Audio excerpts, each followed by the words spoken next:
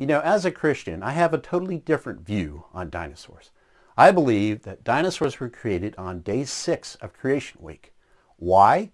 Because they're land animals, and that's when God created land animals.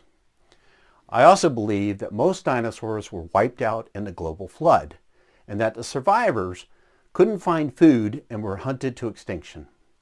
Now, I gotta admit, the first time I heard this view, I felt like this. It's like, dude, really? I mean, what a weird idea. You got any evidence for that?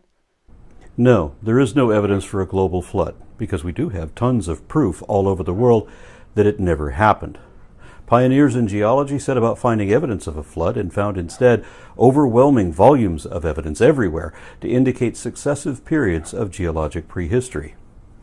It doesn't matter what it says in the Bible, because we know that story was adopted and adapted from elder mythology, inspired by a localized event in an Iraqi floodplain. Whatever truth there was to that tale was lost as it was embellished over centuries and exaggerated the way these type stories usually are. Experts believe that dinosaurs may have been called by a different name. Do you know what it is? If you said dragons, you're right. Wrong. There are no experts in any relevant field who believe such a thing.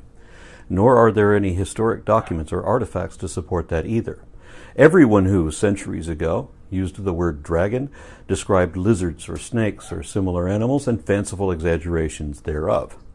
None of those people living hundreds of years ago knew anything at all about dinosaurs, and that is obvious when you study any one or all of those legends.